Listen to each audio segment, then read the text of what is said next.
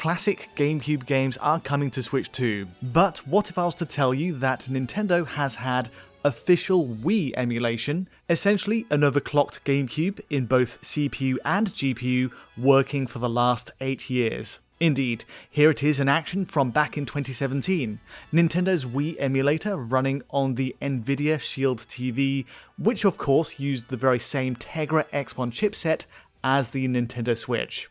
To recap, these emulated Wii games on Shield were never released in the Western market. Rather, it was born out of a partnership between Nvidia and Nintendo following a deal to use Nvidia's Tegra X1 in Switch. The 4 games released included The Legend of Zelda, Twilight Princess, Super Mario Galaxy, New Super Mario Bros. Wii, and Punch-Out! The outcome being that Nintendo licensed this quartet of games as part of that exchange, to launch in the Chinese market alone on the Nvidia store. It was a collaboration between the companies, with Nvidia Lightspeed Studios handling core development, whose logo appears on the startup of each game. I covered these Shield versions when they first appeared, and must stress, it involves jumping through a fair few hoops to access. In the end, we imported an already set up Shield TV from China as a shortcut, and the results were, and still are, fascinating in light of what Switch 2 is offering.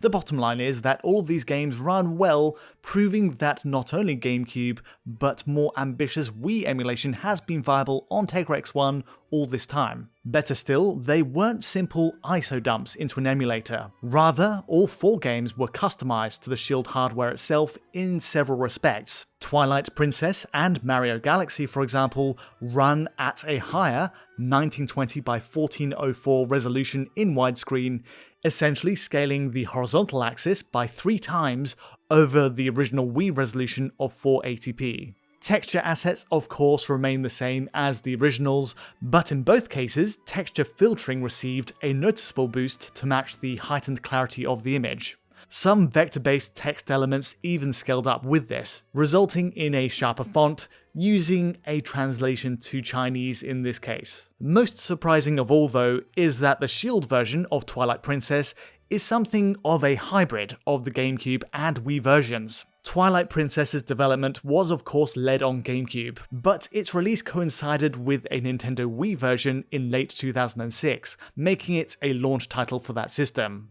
The big change for the Wii version, if you'll remember, was that it mirrored the entire world, flipping it horizontally to have Link's sword animations on the right-hand side and therefore integrate Wii remote motion controls. Now, the Nvidia Shield version undoes all of this, reverting it back to the GameCube world layout, and also axing the Wii motion controls in favour of more traditional gamepad inputs. On the other hand, we keep the 16:9 widescreen view of the Wii version here, making it a real hybrid of both.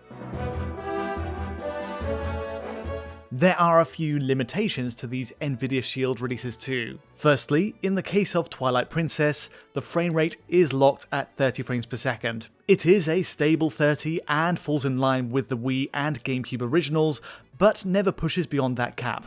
In Mario Galaxy's case, it guns for 60 FPS as with the Wii original, but with some 1-frame dips and micro stutter en route, disrupting the experience more than is ideal. The key distinction to make here is that this emulation is built for an Android-based OS in Nvidia Shield, while Switch benefits from much lower GPU access to the Tegra X1 by using Nvidia's NVN graphics API. In theory, a proper Switch release might handle this with fewer dips, using an API that's more direct to metal, so to speak. Interestingly, on that note, looking at the official release of Mario Galaxy on Switch later in 2021 via the Mario 3D All-Stars collection, we got exactly that. The 3D All-Stars version pushed to 1080p in a similar way, improving the texture filtering, fonts, and even going further with a wholesale asset swap for Galaxy's pre-rendered videos. Between this and the Lightspeed efforts on Shield, it is proof of concept that Tegra X1 is not only in the right ballpark hardware-wise,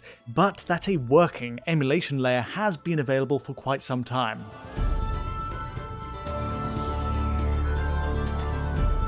With all that in mind, let's jump back to what Nintendo is offering on Switch 2. We're getting a native 1280 by 900 picture with a limited form of anti-aliasing in place, which is then scaled to the maximum 4K output possible on Switch 2. The resolution side is curious though. After all, 1280 by 900 is not as radical an image quality boost as perhaps expected, given that these are 2003 era titles, and that the Shield TV pushed to a much higher 1920 by 1404 for more taxing Wii games. Perhaps it's a concession to allow for background processes like the online play or game chat support, but it is rather conservative given the sheer age of these games and the more advanced Ampere-based GPU of the Switch 2. So, why didn't Nintendo bring these GameCube classics to Switch any sooner? We can only speculate at this point, but a likely theory relates to Switch's CPU limits. While the emulation approach works well on the Shield TV,